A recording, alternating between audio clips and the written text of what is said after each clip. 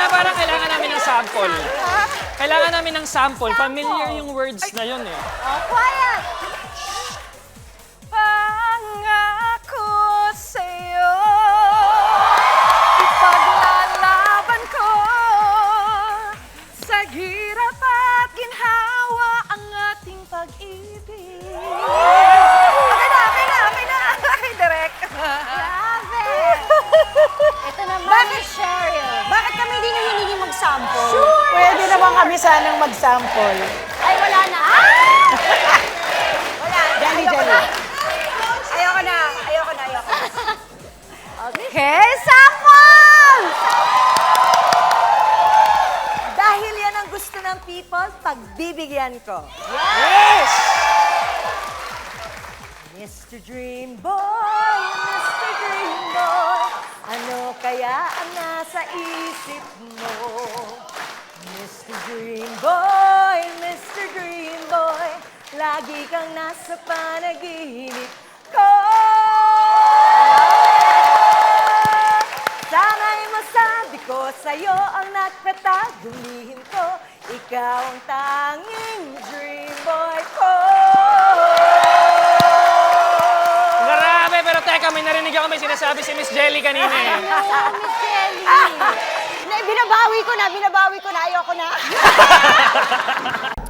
Alin ang mas effective gawin kapag matindi ang away nyo ng jowa mo? A. Ilabas ang galit. B. Walang usap-usap. Ano pong pangalan natin? Lola Ning, Oh, Lola Ning, kayo po, may asawa na po kayo, Lola Ning, di ba? byuda po. Ano po ba yung sikreto para tumagal yung relationship? Kung pag nag-aaway kayo, A, ilalabas mo ba yung galit mo? O B, walang usap-usap? Narinig ko todo agree ka dun sa unang sagot ni Miss Bina na B eh. Hindi ba? Yes, sa letter B ako, walang usap-usap. Kasi pag ilalabas ng sabay yung galit, nandiyan yung tendency na magkakasakitan kayo, magkakalabasan kayo ng masasakit na salita. Eh kung walang usap-usap, later on naman lalapit si lalaki sa'yo, kakausapin ka niya. Doon yung pag-uusapan, yun naging problema niya. So, sure po lagi na nilalambing kayo ng asawa niyo dati pag may away na gano'n? Yes, kaya po naparami po yung anak niya. Nako!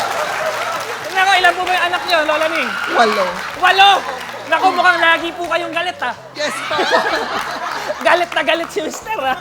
Kasi po dati, nung bago pa lang kami, lagi po kaming nagbabalugbugan. Nakahaya po sa kapitbahay. Lola Ning! Sa mga kapitbahay ni Lola Ning, pwede na kayong matulog ng mahimbing. Yes, wala na ako. Yes po. Thank you so much po.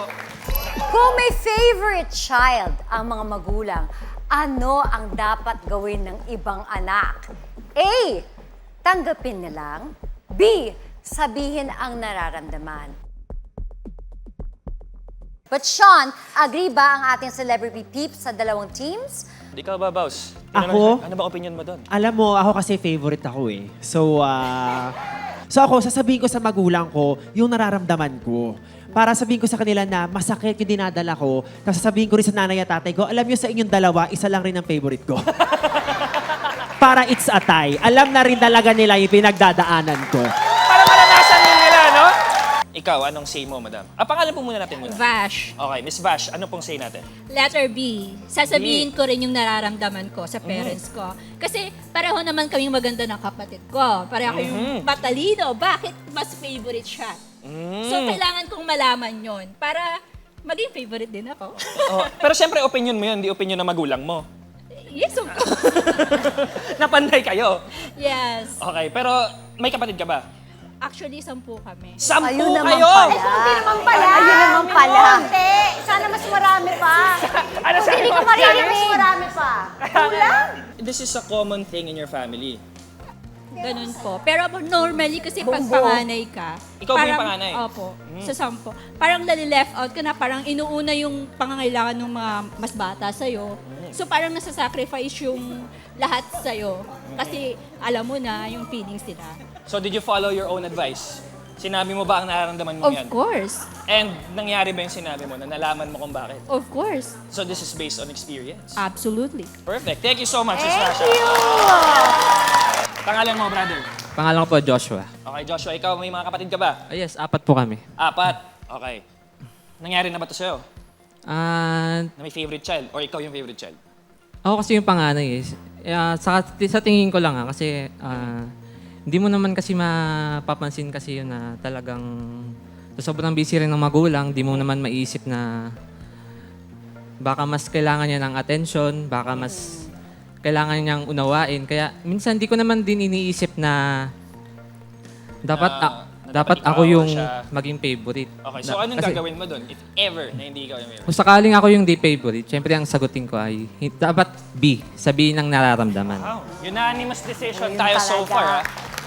Pero tatanungin naman natin ang kabilang celebrity. Ikaw, Joy, alam ko favorite child ka rin. Pero ako, kung ako yung hindi paboritong anak, ang gagawin ko, tatanggapin ko na lang. Tanggapin nyo na lang na meron din ako hindi paboritong kapatid. Para it's a time for everyone. Everyone is just playing favorite.